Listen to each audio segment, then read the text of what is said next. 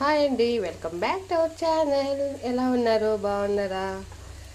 చూడండి, ఈరోజు మా ఇంట్లో బెండకాయ పళ్ళెం చేస్తాను. అది వీడియో తీద్దామనుకుంటే మర్చిపోయాను. ఇప్పుడైతే గ్యాప్ వచ్చేస్తాను. బెండకాయలు అయితే వేయించుకున్నాను. అలాగే ఒక ఎర్రగడ్డ, ఒక టమాటో అయితే తిరుబాతుకి వేసుకొని దాంట్లోకి బెండకాయలు అయితే వేసి ఇలా వేయించుకున్నాను. చూడండి, ఇప్పుడైతే దాంట్లోకి అయితే సాల్ట్ వేసుకుందాం. అయిందా మీ ఇంట్లో అంతా? ఫ్రైడే కదా ఈరోజు, పూజ అంతా అయిందా? మా ఇంట్లో ఆల్రెడీ అంతా అయిపోయింది. సాంబార్ అయితే వంకాయ వేసి సాంబార్ చేశాను. వంకాయ బ్యాళ్ళు టమాటా వేసి సాంబార్ చేశాను. ఇప్పుడైతే బెండకాయలు తాలింపు అయితే పెడుతున్నాను. ఇది ఇలా మిక్స్ చేసుకున్నాను కదా.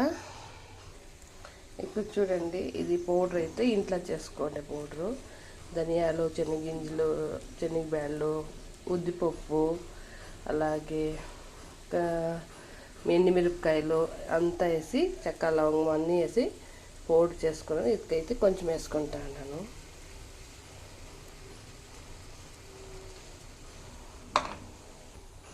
అలాగే పచ్చి కొబ్బరి ఉంటే వేసుకోండి. నాకేమో ఇంట్లో కొంచెం ఉండే పూజ చేస్తుంది కదా, కొంచెం ఉండు కాబట్టి వేస్తే బాగుంటుంది అనేసి వేస్తాను.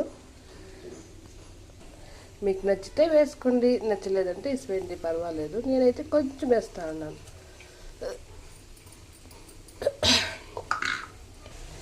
ఇప్పుడైతే రెండు మిక్స్ చేసుకుందాం.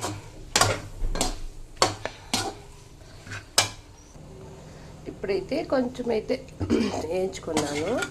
ఇప్పుడైతే కొంచెం సాల్ట్ వేసుకుందాం. కొంచెం తక్కువ ఉంది, తక్కువగానే వేసుకుందాం.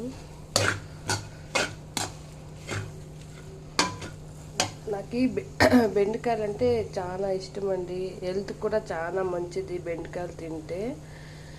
అందుకే అప్పుడప్పుడు బెండకాయలు అయితే మేము ఎక్కువగా తింటూనే ఉంటాము.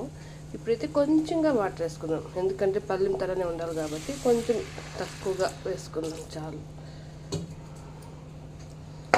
చాలు, ఇది మాత్రం చాలు. ఇది గట్టి అయ్యాకైతే చూపిస్తాను ఎలా ఉంటుందో. ఇప్పుడు చూడండి, రెడీ అయిపోయింది.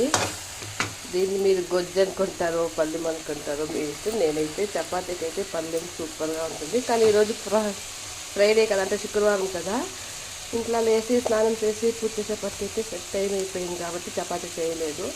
ఉత్తి వంకాయ సాంబార్ చేసి బెండకాయల గొజ్జు అయితే పళ్ళెం అయితే చేశాను.